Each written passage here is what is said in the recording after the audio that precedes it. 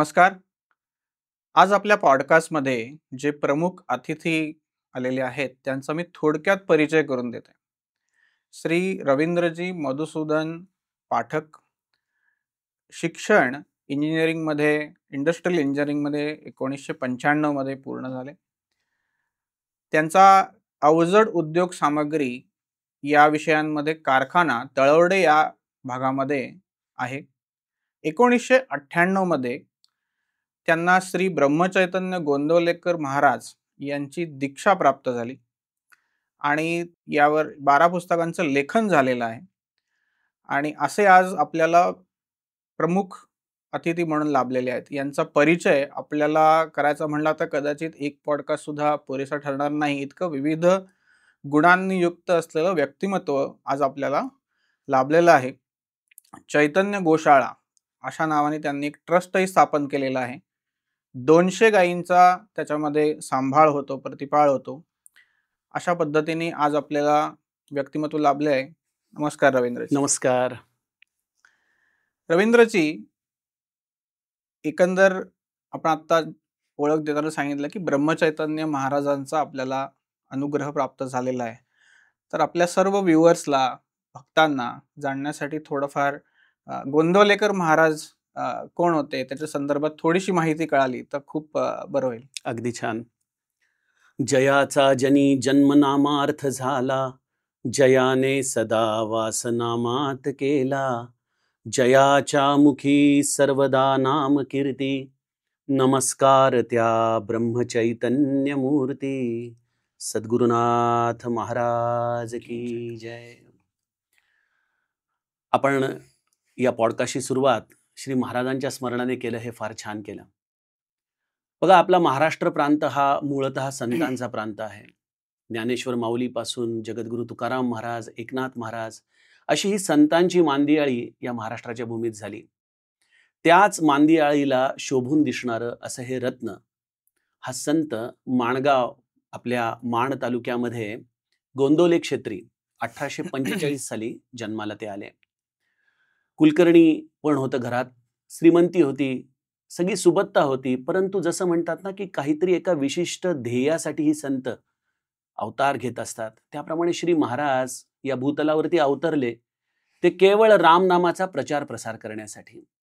लहानपणापासूनच रामभक्तीची विलक्षण आवड, त्यामुळं त्यांचं मन हे स्वाभाविक वैराग्यशील होतं. वयाच्या 12व्या वर्षीच त्यांनी आपल्या घराचा त्याग केला गुरुशोधार्थ. कारण गुरुची प्राप्ती झाल्याशिवाय पूर्ण ज्ञान येणार नाही. त्या गुरुच्या शोधार्थ त्यांनी पायी भटकंती करून अख्खं भारतवर्ष परिभ्रमण केलं आणि त्यांना आपले गुरु नांदेड जिल्ह्यामध्ये येहळगाव तालुकी तुकामाई या नावाने प्राप्त झाले. तुकामाईंनी त्यांना ब्रह्मचैतन्य अशी संज्ञा दिली. श्रीराम जयराम जय जय राम या त्रयोदक्षरी मंत्राची त्यांना दीक्षा दिली आणि एक अत्यंत महत्वाचा निरोप दिला की बाळा, माझं नाव मोठं करण्यापेक्षा समर्थांचं कार्य मोठं कर, समर्थांचं नाव मोठं कर. समर्थ रामदास स्वामी ज्यांनी या त्रयोदक्षरी मंत्राला सिद्ध केलं होतं आणि त्यातही विशेषतः प्रापंचिकांच्या मागं उभं राहा, त्यांना प्रपंचामध्ये राहून परमार्थ कसा करता येईल हे शिकव, अशी गुरुदीक्षा त्यांना मिळाली. आणि त्यावरती श्री महाराजांनी तंतोतंत आपलं आयुष्य व्यतीत केलं. नैमिषारण्यामध्ये जाऊन प्रदीर्घ काळ तपश्चर्या केली. स्वतः नामसिद्ध ते झाले, नामरूपच झाले. आणि मग असा हा नामावतारी संत महाराष्ट्राच्या या भूमीमध्ये अनंत सामान्य जीवांना जीवन जगण्याची कला शिकवू लागला, समाधानाचा मार्ग शिकवू लागला. आणि त्यांचं एकच म्हणणं होतं, एकच उपदेश होता की तुम्ही उठता बसता जाता येता देह व्यवहारात सतत निरंतर रामाचं स्मरण ठेवा, राम नामाचं स्मरण ठेवा, रामाची भक्ती करा, रामाचं चरित्र वाचा, रामाची कथा गा, तुमचं मन या राममय रूपाने आणि नामाने भरून टाका. आणि हा समाधानाचा मार्ग त्यांनी निरंतर लोकांना सांगितला. आणि बघता बघता हा राम नामाचा मळा महाराष्ट्राच्या भूमीमध्ये फुलला. आज महाराजांनी देह ठेवून जवळजवळ 113 वर्ष झाली. 1913 साली महाराजांनी देह ठेवलेला आहे. परंतु आजही लक्षावधी लोक गोंदवल्याला जातात, महाराजांनी दिलेल्या या रामनामाचा अत्यंत मनापासून स्वीकार करतात. आणि गोंदवल्याचं एक वैशिष्ट्य म्हणजे तेथे असलेलं अन्नदान. महाराजांनी 1876च्या दुष्काळापासून जे हे लोकांना निशुल्क मोफत निरंतर अन्नदानाचं व्रत चालवलं, ते आजही इतक्या वर्षानंतर चालू आहे. आल्या गेलेल्याला प्रत्येकाला पोटभर जेवायला घालायचं आणि अशा तृप्त झालेल्या जीवाला एकदा तरी राम म्हण, अशा पद्धतीने परमार्थाला लावायचा, अशी अतिशय साधी सोपी क्लुप्ती या संताने आमच्यासारख्या सामान्य जीवांसाठी वापरली आणि त्यातून बघता बघता अनंत लोक उद्धरून गेली. असं हे दिव्य श्री महाराजांचं चरित्र आहे. आणि मी स्वतःला नशीबवान समजतो की भारतासारख्या देशात, महाराष्ट्रासारख्या प्रांतात जन्माला येणं आणि त्यामध्ये सद्गुरू ब्रह्मचैतन्यांसारखे गुरु प्राप्त होणं हे एक जीवनाचं विलक्षण सद्भाग्य आहे. वा. तुम्हाला रवींद्रजी म्हणतात, त्याच्यानंतर रवी दादा म्हणतात असं मला ऐकायला आलं. होय. तर कधी कधी मी रवी दादा सुद्धा असा उल्लेख निश्चितच. करीन. तुम्ही 2-3 वेळा म्हणताना म्हणले की सद्गुरू, गुरु अशा संदर्भामध्ये बरोबर. दाखले आले.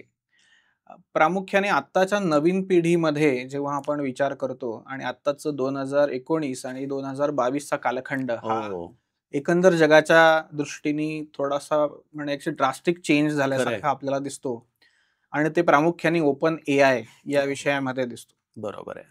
तर आज जर मी पाहिलं तर मला जर का एखादी गोष्ट पाहिजे असेल तर मला जेमिनी आहे, माझ्याकडे कोपायलट आहे आणि परप्लेक्सिटी आहे. या सर्व विषयांचे गुरु माझ्याकडे आत्ता तयार आहेत खरंय. की जे मला देशातल्या, जगातल्या सर्व विषयांमध्ये मार्गदर्शन करू शकतात. होय. पूर्वीच्या काळी असं होतं की नाही, प्रश्न जे होते की प्रश्न की मला शाळेत जायचंय, कॉलेजमध्ये जायचंय, एखाद्या गुरु शोधायचा आहे, मला त्यांच्याकडनं माहिती घ्यायची आहे, असा प्रश्न असायचे आणि त्या निमित्ताने लोक जायचे. तर या कालखंडामध्ये आत्ताच्या पिढीला तुम्ही जीवनामध्ये गुरु पाहिजे, सद्गुरू पाहिजे असं जर का म्हणलं तर ते थोडंसं पचनी पडत नाही. बरोबर. आणि मग या संदर्भामध्ये तुम्ही जर म्हटलं की नाही सद्गुरू म्हणजे नेमकं काय, कशा करता, आवश्यकता काय, असं म्हटलं तर काय सांगता येईल? बघा, आपण तसं बघितलं तर गुरु स्वीकारो किंवा न स्वीकारो, परंतु गुरुशिवाय आपलं जीवन सुरूच होत नाही याची अगदी प्रत्येकाला जाणीव होईल. आपण लहानपणी आईरूपी गुरुकडून मातृभाषा शिकलो, तिच्या ओठांच्या हालचालींवरून शब्द उच्चारायला शिकलो. शाळेमध्ये देखील शिक्षकांकडून विद्या अर्जन केली, तिथं देखील गुरु होते. इंजिनिअरिंग कॉलेजमध्ये देखील आम्हाला कोणीतरी गुरु होते. नंतर नोकरीला लागलो, पोट भरायच्या विद्येला लागलो, तिथं देखील कुठल्या तरी उस्तादाच्या हाताखाली आम्ही या गोष्टी शिकलो. म्हणजे गुरु हा आमच्या जीवनाचा अविभाज्य घटक आहे. गरज अशी आहे की गुरु आणि सद्गुरूमध्ये फरक काय आहे, हा मूलतः प्रश्न आपल्या स्वतःला विचारला गेला पाहिजे. बघा, लौकिक विद्या ही आमच्या जीवनाला अत्यावश्यक आहे, यात काही शंकाच नाही, आणि गुरुशिवाय ही लौकिक विद्या मिळू शकत नाही. मग सद्गुरूच्या अंतर्गत गुरु आहेच, पण गुरुच्या पल्ल्याड सद्गुरूचं स्थान आहे. म्हणजे कसं की या सगळ्या जीवनाचं ध्येय काय आहे हे आम्हाला आजपर्यंत कुठल्या शाळेने शिकवलं, कुठल्या कॉलेजने आम्हाला शिकवलं, कुठल्या घरामध्ये हे बोललं जातं? आपल्याकडे मुलगा जन्माला आला की पहिलं वाक्य असतं की याला मी इंजिनियर करणार किंवा याला मी डॉक्टर करणार. पण याच्या जीवनाचं ध्येय काय आहे हे मी जाणायला प्रवृत्त करीन, अशी विचारधारा आपल्याला घरामध्ये कधी दिसत नाही. आपल्याला कुठल्या कॉलेजमध्ये हे शिकवलं जात नाही, युनिव्हर्सिटीमध्ये शिकवलं जात नाही. आणि आपण दररोज जाणाऱ्या स्मशानाच्या वाटेवर बघतो की सगळी लोक जे काही इथं कमवलेलं आहे, जे काही तुम्ही आता वेगवेगळ्या AI टेक्निकची नावं घेतली, या AI टेक्निकनी जे काही तुम्ही संपदा, ज्ञान मिळवलेलं आहे, त्याच्या आधाराने जे काही तुम्ही तुमच्या जीवनात प्राप्त केलेलं आहे, याच्यापैकी कुठलीही गोष्ट ही तुमच्या मृत्यूशय्येबरोबर येत नाही, हे आपण बघतो. मग हा सगळा खटाटोप कशासाठी आहे, हा प्रश्न आपल्याला कधी पडत का नाही? आणि ह्या प्रश्नाचं चिंतन, या प्रश्नाचा उद्गम बिंदू हे सद्गुरूचं अधिष्ठान आहे की जीवन जगण्याचं काहीतरी पर्पज असलं पाहिजे, ध्येय असलं पाहिजे. आपल्या बघा, आपण असं जाणतो की शास्त्रामध्ये सांगितले 84 लक्ष योनी या भूतलावरती आहेत. त्यापैकी 83,99,999 योनींना जीवनाचं पर्पज साधं सरळ आहे, खाणं, कामवासना जगणं आणि आपल्या शरीराला अत्यावश्यक असलेल्या गोष्टी करणं. याच्या पलीकडे त्यांना आणि मनुष्य हा जो शेवटचा एक जो बाकी आहे, यांच्यामध्ये मूळतः फरक असा आहे की मनुष्याला विचार करण्याची, विवेकाने रॅशनल थिंकिंग करण्याची जी शक्ती आहे ती या इतर योनींमध्ये कोणालाही नाहीये. मग सद्गुरू काय करतो, तुमच्या या विवेक विचारावरती काम करतो. कारण की शास्त्र, ज्ञान, तुमचं गुगल, तुमचं AI हे सगळं मनुष्याच्या बुद्धीवरती काम करतं. परंतु सद्गुरू हा तुमच्यामध्ये विवेक विचार जागृत करतो. विवेक काय आहे, सार काय आहे आणि असार काय आहे, या दोघांमध्ये तुम्हाला तुमच्या जीवनाचं सार तत्व तो समजून सांगण्याचा प्रयत्न करतो. आणि सार तत्व काय आहे, की जो या देहाच्या आधी होता, फक्त हा प्रगट रूपाने देहात आला आणि देह त्यागल्यानंतर देखील तो या देहाला सोडून जातो. तो आहे तरी कोण? हे शाश्वत तत्व कोण आहे?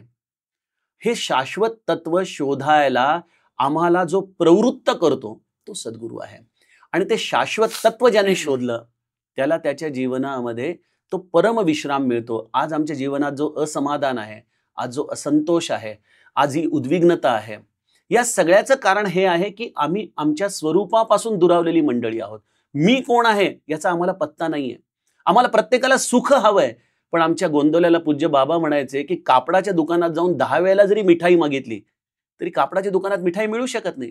त्याप्रमाणे तुम्ही या दृश्य जगामध्ये या गुगल कडून, या AI कडून सुख प्राप्त करण्याचा प्रयत्न करताय. तुम्हाला असं वाटतं की हे मिळालं म्हणजे मी सुखी होईल, पण जी वस्तूच मूळतः अपूर्ण आहे, त्या अपूर्णतेतून पूर्णत्व हे कधीच कोणाला मिळू शकत नाही. सद्गुरू ही संज्ञा जीवनामध्ये पूर्णत्व प्राप्त करण्यासाठी आहे. आणि जोपर्यंत ही पूर्णत्वाची तुम्हाला तहान लागत नाही, मी अपूर्ण आहे, ही तृष्णा तुम्हाला जोपर्यंत सतवत नाही, तोपर्यंत सद्गुरू या संज्ञेचा स्वीकार सामान्य जीवांचा होऊ शकत नाही. वा, खूपच चांगलं. पण ह्याच्यातनं मला काही फॉलोअप क्वेश्चन सुद्धा लक्षात येतात, की एक आहे पूर्णत्व म्हणजे काय. हा प्रामुख्याने आता मला आठवतंय की आपण शांती मंत्र बरोबर. असं म्हणतो. पूर्णमिदं पूर्णात पूर्णमुदच्यते बरोबर. पूर्णस्य पूर्णमादाय पूर्णमेवावशिष्यते. शिष्यते खरंय. तर हा पूर्ण काय आहे? हम्म. बौद्ध मतांमध्ये सुद्धा याला शून्य म्हणले. बरोबर आहे. एका ठिकाणी पूर्ण आहे, एका ठिकाणी शून्य आहे. अशा पद्धतीचे अनेक मतमतांतर दर्शन आहे. आहेत, खरंय. मतमतांतर आहेत. आणि या सगळ्या विषयातून जेव्हा मी पूर्णत्वाच्याकडे जाण्याचा विचार करतो, तेव्हा सद्गुरू आणि प्रामुख्याने मला लक्षात येते की या सगळ्या विषयातनं की नाही, आपल्याला पूर्णत्वाकडे जायचंय म्हणून हा सगळा एक निरंतर प्रवास आहे. होय. पण या निरंतर प्रवासामध्ये प्रश्न असा येतो की मी सद्गुरू ओळखायचा कसा. बरोबर. आणि मी समजा हिंदू धर्माच्या बाबतीत समजा विचार करायचा म्हटलं तर माझ्या पुढे गणपती आहे, विष्णू आहे, शंकर आहे, बरोबर. पार्वती आहे, काली माता आहे. जेवढी नावं म्हणून घेता येतील तेवढी असंख्य देवी देवता माझ्या समोर उभ्या असतात. खरंय. एक साधक म्हणून किंवा एक मुमुक्षू म्हणून जर का मी त्याच्यामध्ये विचार करायला, तर मी जप कुणाचा करायचा, किंवा मी सद्गुरू कुणाला म्हणायचं, की बरोबर मी आहे. सद्गुरू ओळखायचा कसा, खरंय. का सद्गुरू मला ओळखणार, हा एक प्रश्न आहे. खरंय. नाही, तुम्ही फॉलो प्रश्नामध्ये 4 प्रश्न विचारलेले आहेत मला. त्यामुळे मी त्या 4 प्रश्नांची वेगवेगळी उत्तरं देतो. पहिला प्रश्न तुम्ही मला विचारला की या हिंदू धर्मामध्ये ज्याला आपण आत्मा म्हणतो, ज्याला ब्रह्म म्हणतो, त्याला बौद्ध धर्म शून्य तत्व म्हणतं, निरीश्वरवाद म्हणतं. ते आत्म्याचं अधिष्ठान मानत नाहीत. मला कुठल्याही मताचं खंडन करायचं नाही, कारण की ते खंडन करण्याचा अधिकार आदी शंकराचार्यासारख्या संतांना होता. त्यामुळे खंडन करण्याचा आजचा वेळही नाही आणि आजचं युगही नाही, कारण आजच्या काळामध्ये अभिव्यक्ती स्वातंत्र्यामुळं प्रत्येकाला आपलं मत मांडण्याचा अधिकार आहे आणि त्याचं स्वागत देखील आहे. मी असं म्हणेन की आमच्या महाराजांच्या शब्दात सांगायचं झालं तर घरामध्ये एखादा वृद्ध माणूस असला तर त्याचे मित्र आले की तात्या म्हणून हाक मारतात. ठीक आहे.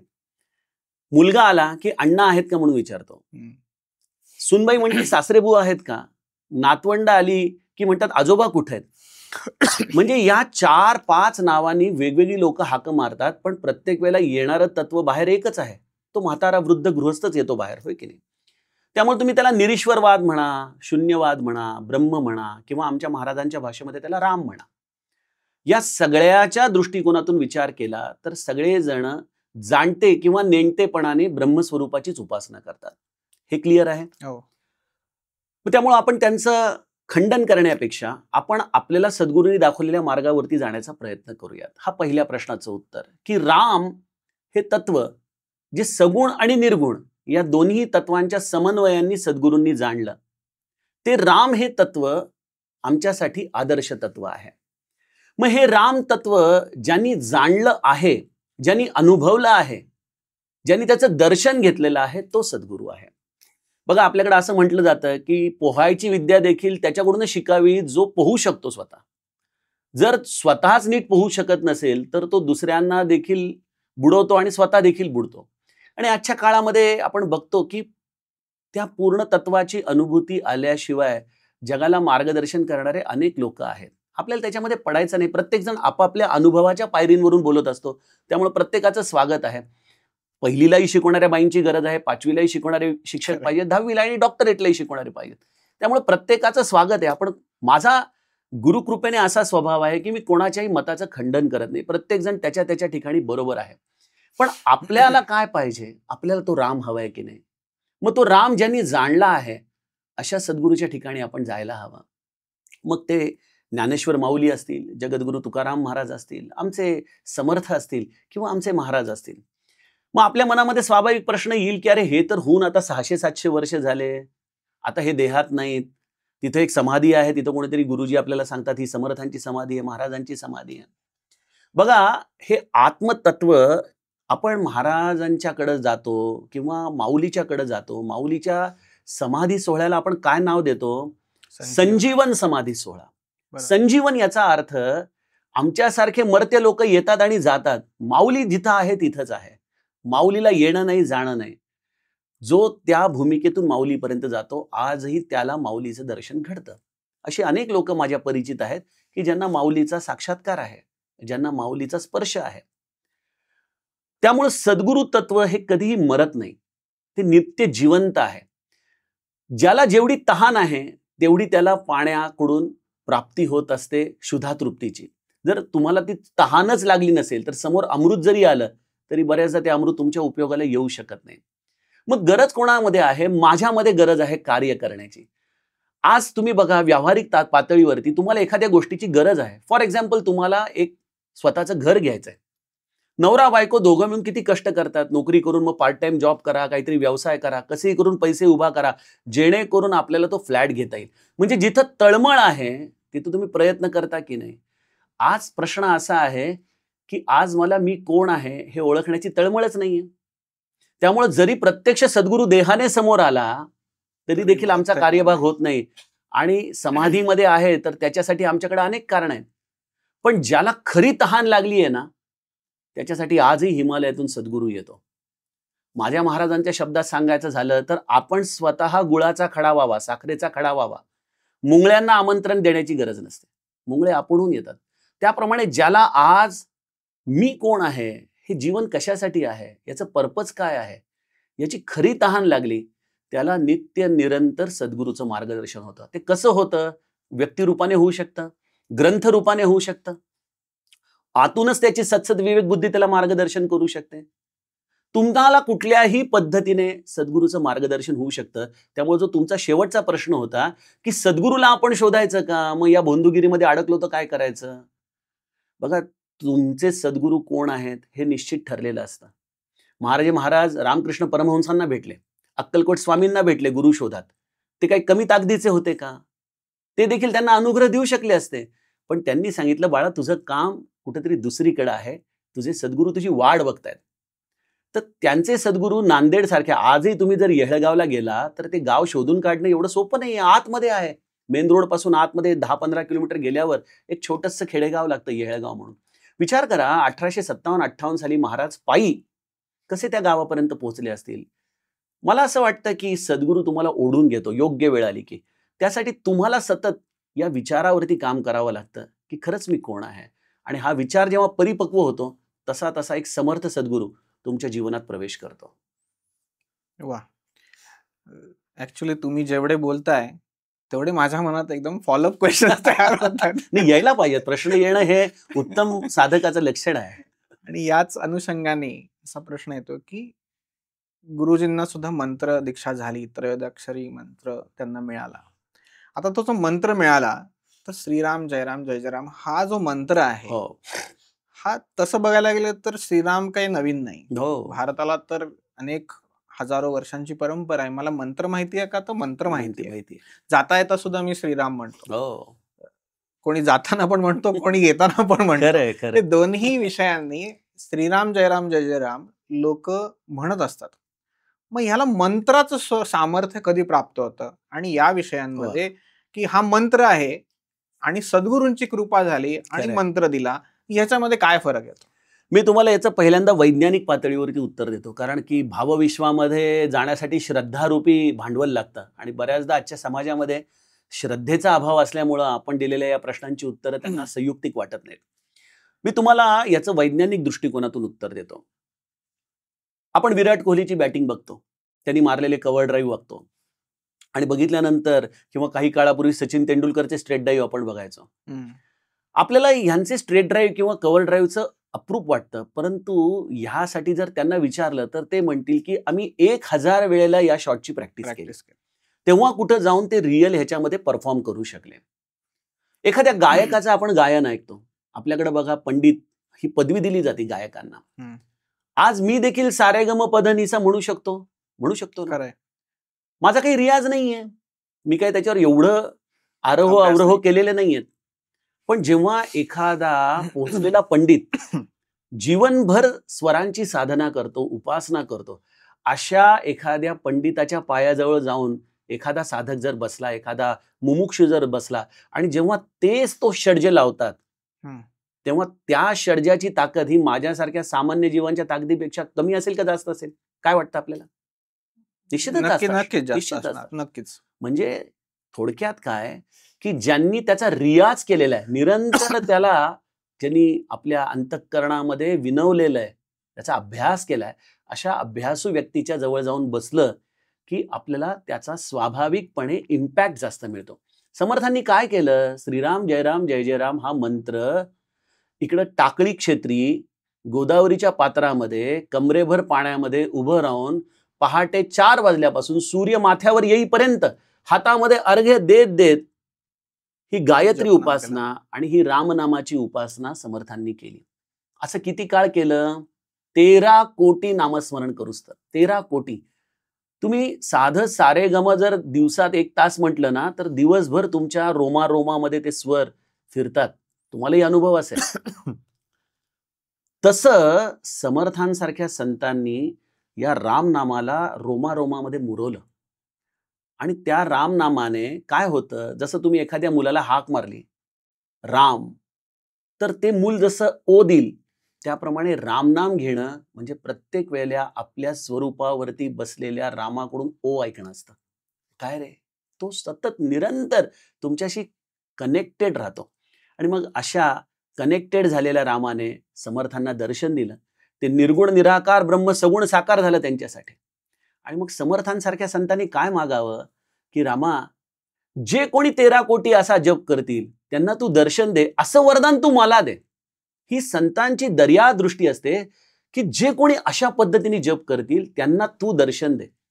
आणि त्यामुळं ही एक परंपरा आहे. श्रीराम जय राम जय जय राम या मंत्रामध्येच रामाचं रूप सामावलेलं आहे. आणि ते रामाचं रूप ज्याने तो मंत्र इतका काळ निरंतर जतन केला, जपला, त्या मंत्रातूनच प्रभू रामचंद्रांचं दर्शन त्यांना होतं. त्यामुळे याला वैज्ञानिक दृष्टिकोन आहे, श्रद्धेचा दृष्टिकोन आहे आणि ज्यांनी ज्यांनी केला त्यांच्या अनुभूतीचा देखील यामध्ये दृष्टिकोन आहे. प्रामुख्याने असं लक्षात येतं की आपल्याला सतत प्रयास किंवा प्रयत्न याच्यामध्ये करावे लागतील आणि याच्यामध्ये येणारी काही व्यवधानं आहेत. तर व्यवधानं काय असतात की मी सुरुवात केली परंतु मला काही अनुभव नाही आले आणि मग त्या अनुषंगाने माझी श्रद्धा बळकट होण्यासाठी मी काय करावं, जेणेकरून आता समजा उदाहरणार्थ तुम्ही म्हणलात की रामदास स्वामींनी 13 कोटी जप ज्यांनी केला त्याच्या संदर्भामध्ये करायला, म्हणजे मला रामाचं प्रत्यक्ष दर्शन होईल किंवा हनुमानाचं दर्शन होईल त्याच्यामध्ये, असं त्यांनी लिहून ठेवलंय. पण त्याच्यावरती अढळ विश्वास राहण्यासाठी जी साधनेची आवश्यकता आहे त्याच्यामध्ये काही साधना करता येतील का, की मला ह्याच्यावर विश्वास दृढ राहणार कसा? आपला जो चंचल मन जे आहे ते चंचल मन तिथे राहत नाही आणि त्याच्या संदर्भात काय करत नाही. आणि हा प्रश्न तुमचा अतिशय संयुक्तिक आहे, कारण आजच्या काळामध्ये सगळं मोबाईलच्या क्लिकवर आलं. तुम्हाला आता कुठलाही पदार्थ खावासा वाटला तर लिटरली 15 मिनिटांमध्ये तुमच्या घरात तो मिळायची सुविधा उपलब्ध झालेली आहे. लोकांना त्यामुळं सगळ्या गोष्टी फास्ट पाहिजेत, शॉर्टकटनी हव्यात. त्यामुळे आपण बघतो आजच्या काळात अनेक नवीन नवीन कोर्सेस येतात. 21 दिवसात कुंडलिनी जागृती, हे ते, आणि लोक जातात कारण की 10वी मध्ये 21 अपेक्षित हा तसं लोकांना असं वाटतं की ह्या शॉर्टकट मेथडनीच परमार्थ करता येण्यासारखा आहे आणि केला पाहिजे. तो भाग आपण थोडासा बाजूला ठेवूया. रामनामावरती ज्यांचा विश्वास आहे किंवा ज्यांनी रामनामाची दीक्षा घेतली पण त्यांना अनुभव येत नाही किंवा अनुभव येतो तो इतका विचित्र असतो की त्या अनुभवाच्या मध्ये त्यांना असं वाटतं की आपल्याकडून हे काही होणार नाही. यामध्ये स्वाभाविकपणे लोकांना एक अनुभव येतो जो बहुतांश लोक आणि एस्पेशली तरुण वर्ग मला येऊन सांगतो की दादा रामनामाला बसलो की 5 मिनिटांमध्ये असे काही विचार मनातून यायला सुरुवात होतात की उचलून फेकल्यासारखं होतं. म्हणजे बाकीच्या वेळेला शांत असतो पण रामनामाला बसलो की मात्र विचार असे सुरू होतात की बाबा हे नकोच आपल्याला असं वाटायला लागतं. मी त्यांना नेहमी एक उदाहरण देतो की तुम्ही लहानपणी खेळताना कधी पडलाय का, खरचटलंय का? हो खरचटलंय म्हणाले. मग म्हटलं मग डॉक्टरकडे जाता किंवा घरी गेल्यानंतर आई काय करते, तर पहिले आयोडीनचा बोळा आणते बघा आणि त्या आयोडीनच्या बोळ्याने ती जखम चांगली धुवून काढते. काय होतं आयोडीनचा बोळा लावल्यानंतर? झिंझिण्या येतात बघा. हो. अहो मला तर आठवतं चांगलं पडलं की पहिले तर त्या आयोडीनच्या बोळ्याचीच भीती वाटायची की अरे बापरे ते लावलं की ज्या झिंझिण्या येतात त्या नको.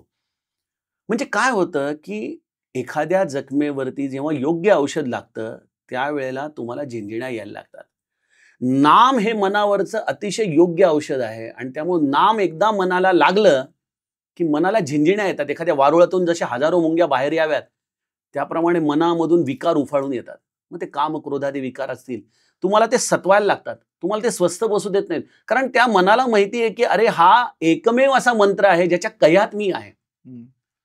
आणि त्यामुळे मग काय होतं की लोक त्या अस्वस्थतेमुळं नाम घेणं सोडतात आणि तिथं मनाचा विजय होतो. अच्छा. मग या संतांनी आयुष्यभर एकच काम केलं की मना वीट मानू नको बोलण्याचा, पुढे मागुता राम जोडेल कैसा, सुखाची घडी लोटता सुख आहे, पुढे सर्व जाईल काही न राहे. अरे मना वीट नको मानू रे, या राम नामाला तू घे. न बोले मना राघवे वीण काही, जनी वाऊ गे बोलता हित नाही. मध्ये समर्थ किती काकुळतीने आम्हाला रामनामाचं महत्व सांगतात. कारण हा रामनाम रूपी औषध असं आहे की ते 100% तुमचं कार्य करणार आहे. त्याला कुठलेही साईड इफेक्ट नाहीयेत. फक्त त्याचा प्रवास प्रदीर्घ आहे. 13 कोटी नामस्मरण जर एखाद्या जीवाला पूर्ण करायचं असेल तर साधारणतः 20 ते 25 वर्ष त्याला निरंतर साधना करावी लागते. आणि अशी साधना केल्यानंतर तुम्हाला नामाचा अनुभव, पण नामाचा अनुभव म्हणजे काय हा देखील प्रश्नच आहे. प्रश्नच. लोकांना जेव्हा आजच्या काळात तुम्ही बघा पॉडकास्टच्या माध्यमातून मी बघतो बऱ्याचदा मिस्टिकल गोष्टींचं फार अप्रूप आहे. हो. बाबाजी महाअवतारचं दर्शन झालं किंवा काहीतरी दिव्य प्रकाश मिळाला किंवा काहीतरी चमत्कार घडले आणि मग लोक म्हणतात अरे रामनामाने तर असं काहीच होत नाही आम्हाला. मग काय यंत्र बरोबर नाही दिसत हे असं लोकांना वाटतं.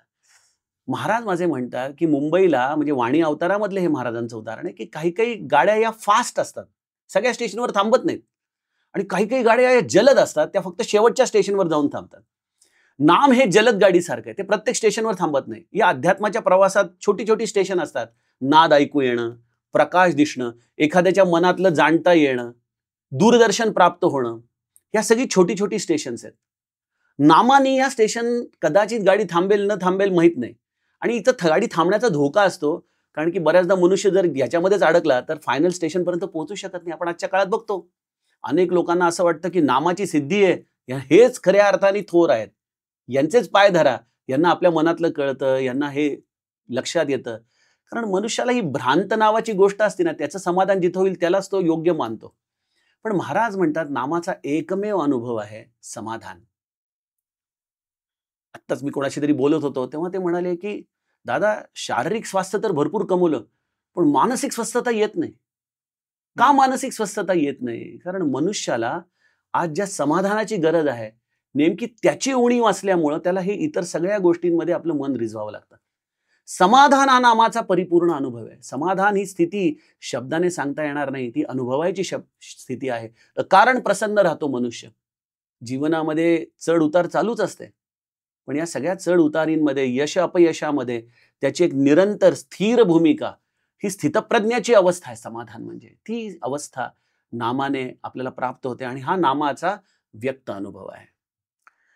याच्यामध्ये एक तांत्रिक गोष्टी आणि थोडं वैज्ञानिक विषयामध्ये एक प्रश्न येतो की आता तुम्ही उल्लेख सुद्धा केला की हल्ली माझ्या मोबाईलमध्ये रामनामाचा जप मी डाउनलोड केला किंवा YouTube वरती एखादं रामनामाचं एक तासाचं भजन लावलं किंवा माळ मी घातली किंवा आता काही संस्था आहेत, आध्यात्मिक संस्था आहेत, की ज्यांचं असं पण म्हणलं जातं, की नाही माळाचा जप जो आहे तो आपल्या पुरता ठेवावा.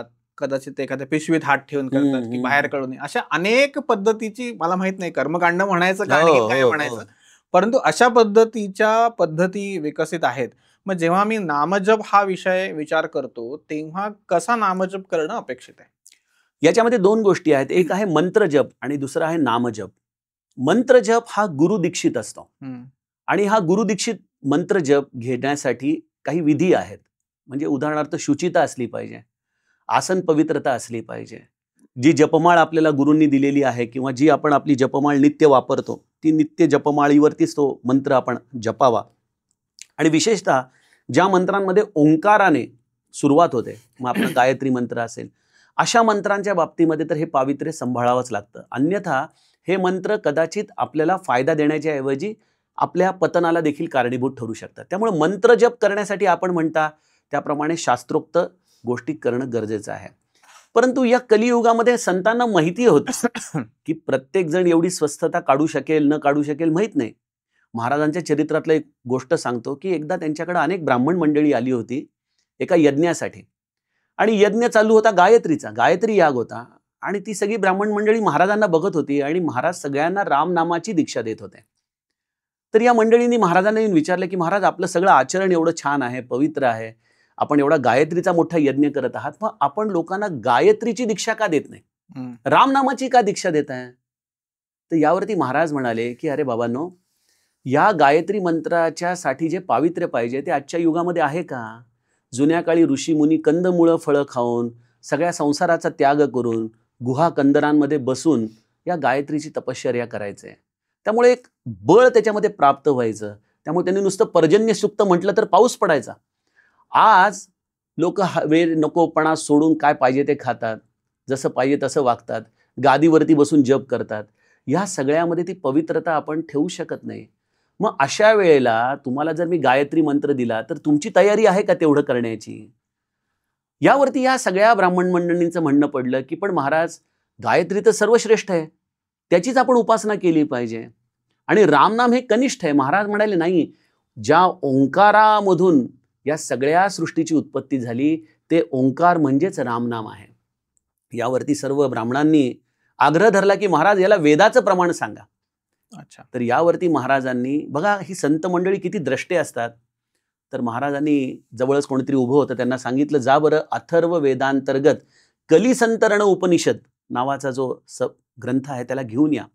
आणि त्या उपनिषदामध्ये स्पष्ट उल्लेख आहे की या कलियुगामध्ये राम नाम हेच पवित्र करणारं, सर्व पापांना जाळून टाकणारं, तुम्हाला शुद्ध करणारं असं भगवंताचं नाम तुम्ही घ्या, ते त्याच योग्यतेचं आहे. त्यामुळे मंत्र आणि नाम ह्याच्यातला मी तुम्हाला फरक सांगितला. मग नामाला काय आहे? नामाला पूर्णपणे स्वतंत्रता आहे. नामाला ओळ सोळ ही भानगड नाही. नाम तुम्ही काउंटरवर करा, मोबाईलवर करा. नाम तुम्ही जपमाळ पिशवीमध्ये टाकून रस्त्यावरती फिरता फिरता करा, पायामध्ये चप्पल असताना करा, झोपलेला असताना करा. आमचे ब्रह्मानंद महाराज म्हणतात जाता येता उठता बसता सर्व देह व्यापारात रामनामस्मरण करा. आणि मोबाईलचाच विषय निघाला म्हणून मी नेहमी उदाहरण देतो की मोबाईल आपल्या खिशात आहे, पर्समध्ये आहे, कुठं आपण जातो तिथं आहे, बँकेत जातो तिथं आहे आपल्याबरोबर, बाजारात आपल्याबरोबर आहे. पण या मोबाईलकडून काय शिकावं? तर हा कुठेही जरी असला तरी तो नेटवर्कशी कनेक्टेड आहे. तर नामस्मरण हे संतांनी जो शब्द वापरला याच्यामध्ये एक आहे नाम आणि दुसरा आहे स्मरण. स्मरण is network. Your mind should always be connected to the tower आणि तो टॉवर आहे राम. तुम्ही देहानी कुठेही फिरा पण स्मरणामध्ये राहा निरंतर. त्या रामाच्या स्मरणामध्ये राहिला तर नामसंकीर्तनाला कुठल्याही प्रकारची शुचिता, कुठल्याही प्रकारचं सोहळं, कुठल्याही प्रकारचं आसन, आमचे तुलसीदास तर म्हणतात भाय कुभाय अनक आलसहू नाम जपत मंगल दिसी दसहू. तुम्ही भावानी घ्या, कुभावानी घ्या, जांभई देता देता घ्या, कशाही पद्धतीने नाम घ्या, संकीर्तन करा, त्याला कुठलंही बंधन नाही. तर हा मुख्य फरक आपण समजून घेतला पाहिजे. तर तुम्ही हा नामस्मरणाचं महत्त्व सांगताना आणि प्रामुख्याने मंत्र आणि नामाचा फरक सांगताना असा फरक विशद करून सांगितला. तर प्रामुख्याने या विषयामध्ये माझी उन्नती झाली किंवा आपण नेहमी शब्द वापरतो की अ, प्रारब्ध असतं. तर ते प्रारब्ध खूप वेळा ऐकायला मिळतं. प्रारब्ध हां. आहे, या विषयामुळे काहीतरी झालं, त्याच्यामुळे नाही, नाही ह्याचं प्रारब्धच आहे, आता काही खरं आहे. बदल नाही घडू शकत. हो. किंवा शब्द आपण जेव्हा हल्ली ऐकतो त्याच्यात संचित कर्म, प्रारब्ध, भविष्यामधील कर्म असे काही विविध शब्द असतात. शब्द ऐकायला येतात. पण प्रामुख्याने प्रारब्ध म्हणजे काय आणि हं. त्याची उत्पत्ती कुठून होते? मग ती बुद्धी ही त्याचं कारण आहे, खरं आहे. कर्म कारण आहे हो. का आणखीन काय कारण आहे? आणि या विषयामधली नामजपानी त्याच्यामध्ये हो. काय हा फार फरक पडू शकतो? हा भाग फार महत्वाचा आहे. नामजपानी काय त्याच्यामध्ये फरक पडू शकतो. पहिले तर प्रारब्ध म्हणजे हे कुठून बाहेरून आलेली गोष्ट नाही हे आपण समजून घेतलं पाहिजे. माझे समर्थ म्हणतात, "जीवा कर्मयोगे जनी जन्म झाला." त्याच्या कर्मयोगाच्या अनुसार त्याला त्याचा जन्म प्राप्त होतो. अगदीच उदाहरण द्यायचं झालं, तर आजच्या काळात श्रीमंतांच्या घरामध्ये कुत्री असतात आणि आपण बाहेर रस्त्यावरती, उकिरड्यावरती लोळणारी देखील कुत्रीच बघतो. म्हणजे एकच जात आहे, पण एकाला कारमधून फिरण्याचं सौख्य मिळतं, चांगले पदार्थ खाण्याचं सौख्य मिळतं. एकाला अशा पद्धतीने जीवन जगावं लागतं. तीच गोष्ट मानवाच्या बाबतीमध्ये देखील आहे. आपण भविष्य, भविष्य म्हणतो, पण एकाच ठिकाणी एखाद्या महानगरपालिकेच्या वॉर्डात एकाच वेळेला 2 बायका प्रसूत झाल्या. आणि त्या म्हणजे एकाच नक्षत्रावरती, एकाच ठिकाणी, एकाच तिथीला, एकाच वेळेला ज्या 2 बायका प्रसूत झाल्या, त्या मुलांची जर 50 वर्षानंतर झालेली जीवनाची आपण वाटचाल बघितली, तर ती सारखी आहे का हो? अजिबात निश्चित नाही. नाही. म्हणजे थोडक्यात या सगळ्या गोष्टी ड्राईव्ह करणारं कोणीतरी वेगळंच आहे आणि ते वेगळं दुसरं तिसरं कोणी नसून मी स्वतःच आहे. माझे गोस्वामी तुलसीदास रामाच्या मुखातून एक फार सुंदर वाक्य म्हणतात, की "काल ही कर्म ही ईश्वर ही मिथ्या दोष लगाई." मनुष्य हा नेहमी प्रारब्ध नावाची गोष्ट फार कुशालीने वापरत असतो. म्हणजे त्याच्या सोयीने वापरत असतो या शब्दाला. म्हणजे कसं, की एखाद्या गोष्टीमध्ये अपयश आलं तेव्हा आम्हाला प्रारब्ध आठवतं. आणि जेव्हा एखादं यश मिळतं, अरे किती प्रयत्न केले मी, होय की नाही? व्हायलाच पाहिजे होतं. तसं होत नाही. क्रेडिट घ्यायला क्रेडिट घ्यायला आहे. अपयश आलं की त्याला खापर फोडायला कोणतरी पाहिजे. मग तोंडावर फोडतो, काळावरती फोडतो. काय करायचं? माझं ग्रहदशा चांगली नाहीये. कर्म ही, अरे मी केलं असतं रे, पण ह्यानी मात्र चुकीचं काम केलं ना. एखाद्या टीमचा पराभव झाला, तर म्हणतो मी चांगला खेळलो, पण दुसरा चांगला बरोबर नाही खेळला. खेळला म्हणून असं झालं. तसंच घराघरांमध्ये बघतो, अरे मी पण खूप पुढे गेलो असतो, पण काय करणार, यांची जबाबदारी होती ना, म्हणून मी मागं थांबलो. म्हणून तो कालही, कर्मही, आणि शेवटी नाही झालं तर घराघरात एक वाक्य येतं, अरे देवा मी तुझं काय घोडं मारलं होतं. मी तर सगळ्यांचं चांगलं केलं, तुझं नामस्मरण केलं, पण माझ्यावर का? तर राम म्हणतो की कालही, कर्मही, ईश्वरही मिथ्या दोष लगाय. हे कोणावर तरी दोष पडून आपण मोकळं होत असतो. प्रारब्ध ही गोष्ट एकदा तर आपल्याला पहिले स्वीकारायला शिकलं पाहिजे. आणि माझ्या समर्थांच्यासाठी प्रारब्ध नावाची गोष्ट ही सगळ्यात शेवटी येते. कारण ही संत मंडळी हे भगवद्गीता जगणारी मंडळी होती. भगवद्गीतेचा सांख्ययोग तुम्ही ऐका, कर्मयोग तुम्ही ऐका. कोणीही कर्माचा अव्हेर केलेला नाहीये. सगळ्यांनी कर्माला तुम्हाला प्रेरकच असं वागायला सांगितलेलं आहे. विवेकानंदांचं चरित्र काय? कर्माच्या राशी आहेत त्यांच्या जीवनामध्ये. तर कर्मयोग आमच्याकडं आपण करत नाही. आपण फक्त कर्म करतो आणि कर्मफळाच्या आशेने कर्म करतो. मग कर्मफळाची आशा ही मनुष्याच्या प्रारब्धाचं कारण ठरते. कारण एखाद्या मनुष्याला त्याच्या अपेक्षेप्रमाणे सुख किंवा त्याला जे प्राप्त होतं ती गोष्ट मिळाली नाही, की तो मनुष्य त्या आशेमध्ये झुरत मरतो आणि हेच त्याचं संचित ठरतं. हे संचित घेऊन त्याला जन्माला यावं लागतं. संचित म्हणजे काय, की समजा एखाद्या मोठ्या भांड्यामध्ये भात केलाय आणि बाई वाढण्यासाठी त्याला एका छोट्या भांड्यामध्ये घेऊन येते आणि ती तुमच्या ताटामध्ये तुम्हाला वाढते. तर ते जे आहे तो तुमचा महाकारण देह, मोठं भांड, त्याच्यामधून आलेलं हे छोटं भांड आणि त्या छोट्या भांड्यातून आलेलं तुमच्या ताटातलं तुमचं संचित कर्म. म्हणजे जे तुम्हाला या जन्मामध्ये भोगायचं आहे, हे तुमचं संचित कर्म आहे. मग संचित कर्माला भोगताना कर्मयोग काय करतो? तर कर्मयोग तुम्हाला निरंतर निष्काम भावनेने कर्म करण्यासाठी प्रेरित करतो, की जे होणार आहे ते ठरलेलं आहे. मी माझं कर्म कसं परफेक्ट करू शकतो, ह्या विषयावरती निरंतर तुम्हाला काम करता यायला पाहिजे. पण हे नुसतं बोलून करता येतं का? नाही करता येत. एखाद्या मनुष्याला सांगितलं क्रिकेटमध्ये मॅच खेळायला तर आपण जिंकायची इच्छा ठेवून जाऊ नकोस. असं तर क्रिकेट खेळता येणार नाही त्याला. त्याला जिंकण्याच्या त्वेषानेच गेलं पाहिजे. मग कर्मफळाकडे लक्ष ठेवूनच त्याला कर्म केलं पाहिजे. मग काय होतं, की आम्ही कर्म करताना जेव्हा कर्मफळाच्या भ्रांतीने कर्म करायला लागतो, त्यावेळेला आमचं कर्म नेमकं दडपणाखाली चुकतं. आपल्यापैकी अनेक उदाहरणं आहेत की चांगला अभ्यास असतो, पण मला जमेल की नाही, मला 100 पैकी 100 मार्क पडतील की नाही, या विचाराने एखादा मुलगा पेपरला जातो गणिताच्या आणि सिली मिस्टेक करून जे 100 पैकी 99 पडणार होते तो 70 वर येऊन थांबतो, त्याचं त्याला कळत नाही. म्हणजे कर्मफळाचं दडपण मनुष्याच्या कर्माला अनेकदा बाधक ठरतं. मग कर्मफळाची इच्छा त्यागता येण्यासाठी काय केलं पाहिजे? ही कर्मफळाची इच्छा कुठून निर्माण होती याचा विचार केला पाहिजे.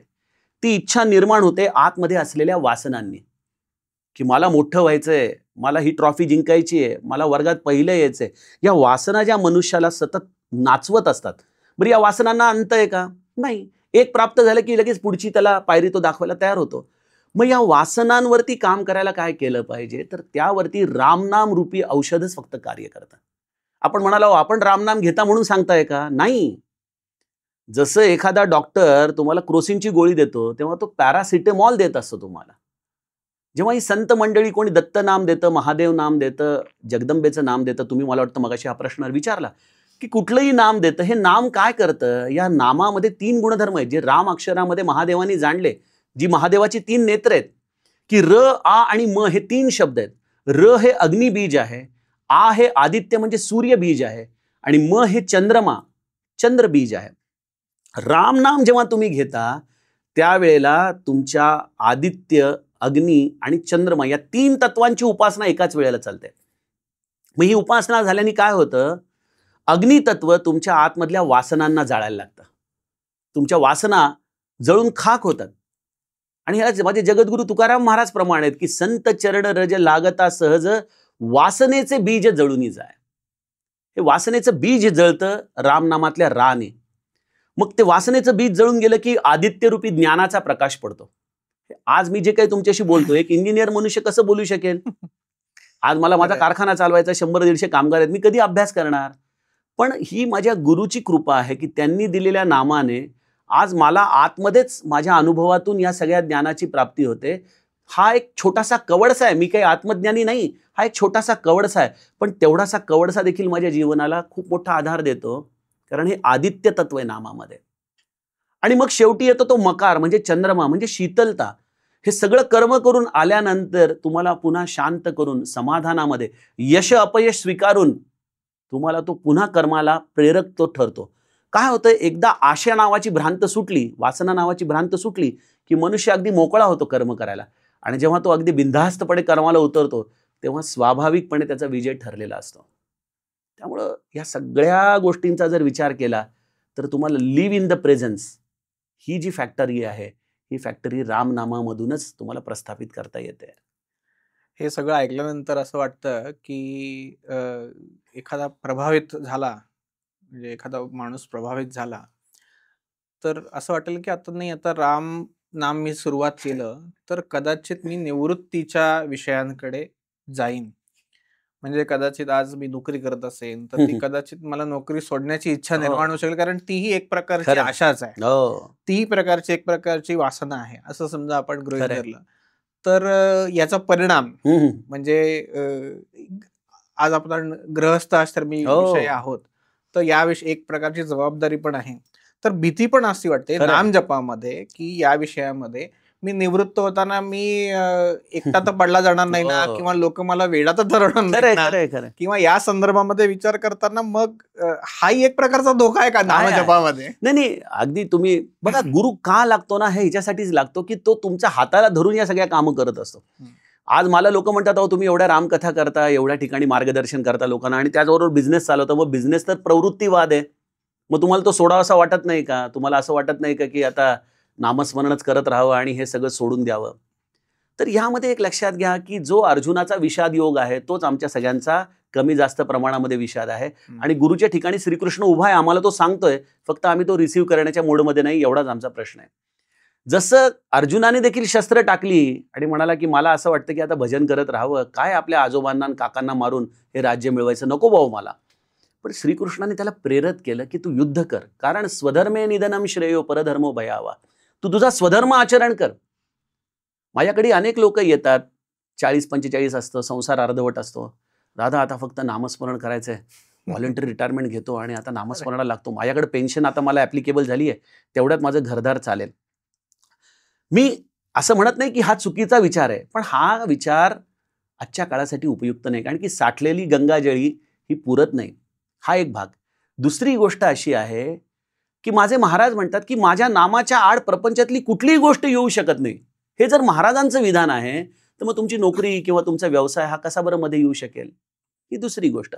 तिसरी गोष्ट अशी आहे की बघा, एखादी मॅरेथॉन शर्यत आपण बघतो, काय ते 20-20, 25-25 किलोमीटर धावतात आणि एक 100 मीटरची स्पर्धा असते. कुठली गोष्ट इंटेन्स असते हो? 100 मीटरची स्पर्धा. 100 मीटरची किती कमी लोक येतात अंतराची. बघायला, कारण की तेवढ्या कमी वेळामध्ये ती जो स्पर्धा जिंकेल. होते. जितका तुमच्याकडे साधनेसाठी वेळ कमी असतो ना, तेवढी तुमची उत्कटता जास्त असते. अरे महाराज, फक्त 15 मिनिटं येतो महाराज जपाला, आज काय मीटिंग एवढ्या आहेत, हे ते. महाराज म्हणतात संसाराच्या गडबडीतच तुम्ही तुमचा परमार्थ साधला पाहिजे. तो परमार्थ साधण्यासाठी तुम्ही मला वेगळा वेळ देऊ नका, ही त्यांची अपेक्षा आहे. चौथी गोष्ट अशी आहे की तुमचा परमार्थ म्हणजे फक्त हातात जपाची माळ घेऊन बसणं एवढ्यापुरताच तुम्ही का मर्यादित करता? आम्ही आमच्या उपासनेमध्ये म्हणतो ना की संसारा मान तू प्रभू सेवा. प्रत्येक गोष्ट, प्रत्येक कर्म रामाला समर्पित करत जाणं, हा देखील राम नामाचा जप आहे. महाराज आलो बरं ऑफिसमध्ये, महाराज ही बघा मोठी केस आली होती आज, याच्यावरती हा निर्णय घेतला. हे मनातल्या मनात बोलणं आहे. ही काही भोंदूगिरी नाही की लोकांना समोर बोलायचं. हा आतमध्ये मनातल्या मनात आपल्या स्वस्वरूपाशी केलेला संवाद असतो. आणि हा संवाद जेव्हा तुमच्या अंतरंगात असतो, त्यावेळेला तुम्ही भले ऑफिसचं काम करा, तुम्ही काय वाटेल ते करा, त्या सगळ्यामध्ये तुम्ही स्मरणामध्ये आहात. आणि स्मरण हा सगळ्या साधनेचा प्राण आहे. आणि तो साधण्यासाठी काहीही सोडायची गरज नाही. किंबहुना प्रपंचातली खटपटी, तगमग, तळमळ ही बऱ्याचदा त्याला उपयोगी ठरते. त्यामुळे जर एखादा निवृत्तीची भाषा करत असेल, तर त्याला म्हणावं की तू गुरुची वचनं नीट स्मरण कर आणि जेवढा वेळ आहे त्याच्यात उत्कटतेने तू नामस्मरण कर. त्यामुळे त्याच्यात निवृत्तीला जाण्याची अजिबात, आणि त्याचं मूर्तिमंत उदाहरण तुमच्या समोर बसले. मी काही केवळ प्रवचनकार किंवा कथाकार असतो तर मी माझा बिझनेस कधीच गुंडाळून ठेवला असता. पण आज मला यामध्ये कधीच निवृत्तीची साधी मनात विचार देखील येत नाही. किंबहुना महाराजांचा शब्द आहे की माझ्या माणसाने जे अभिजात उत्तुंग आहे जगामध्ये, ते सगळं साध्य करावं. हा समर्थांचा संप्रदाय एक विलक्षण संप्रदाय आहे. इथं निवृत्ती, प्रारब्ध अशा मिळमिळ शब्दांना स्थानच नाहीये कुठं. धन्यवाद रवीजी. अनेक प्रश्नांची उत्तरं तुम्ही सहज सुलभतेने या कार्यक्रमात दिली. अजूनही खूप प्रश्नांची उत्तरं लोकांमध्ये, व्ह्युअर्समध्ये आहेत. तर या तरुण पिढीला मार्गदर्शनपर तुम्ही काय सांगू इच्छिता? तर साधक बंधू भगिनींनो, आपण या परमार्थ जिज्ञासा या संवादातून ही जी सगळी तरुण मुलांच्या मनामध्ये चालणारी परमार्थाच्या विषयीची घालमेल आहे, त्याचप्रमाणे परमार्थाच्या विषयी अनेक शंका, कुशंका, श्रद्धा, अश्रद्धा, अंधश्रद्धा अशामध्ये आपली जी मतं विभागलेली असतात, या सगळ्या गोंगाटामध्ये नेमका परमार्थ म्हणजे काय आणि तो आचरण करायचा म्हणजे सर्वसंग परित्याग करायचा का? आपण आपला संसार, प्रपंच, आपला व्यवसाय, आपली स्वप्न याचा पाठपुरावा करत करत परमार्थ करू शकतो की नाही करू शकत? असे अनेक प्रश्न आजच्या तरुण पिढीला पडतात, अनेक लोकांना पडतात. कदाचित त्यांना त्याची योग्य उत्तरं मिळत देखील असतील, परंतु एखादं जर असं उदाहरण मिळालं की जे आपल्या जीवनामध्ये ते शास्त्र जगून लोकांना सांगू शकत असेल, तर त्या निमित्ताने मी रवींद्र पाठक, मी स्वतः मेकॅनिकल इंजिनियर आहे. इंडस्ट्रियल इंजिनिअरिंगचं माझं ग्रॅज्युएशन आहे आणि एक रवी इंडस्ट्रीज नावाचा अवजड उपकरणांचा कारखाना देखील मी चालवतो. हे सगळं करत असताना श्री ब्रह्मचैतन्य महाराज गोंदवलेकरांच्या कृपेने जी परमार्थाची सूत्र मला गवसली, ती या परमार्थ जिज्ञासाच्या आधाराने मी आपल्याशी मुक्त हस्ताने वाटत आहे, शेअर करत आहे. तुम्हाला जर काही मनामध्ये शंका असतील तर कमेंट बॉक्समध्ये आपण आपला प्रश्न विचारू शकता. आपल्या प्रश्नांना आम्ही योग्य न्याय देण्याचा प्रयत्न पुढील एपिसोड्समध्ये करत राहू. धन्यवाद.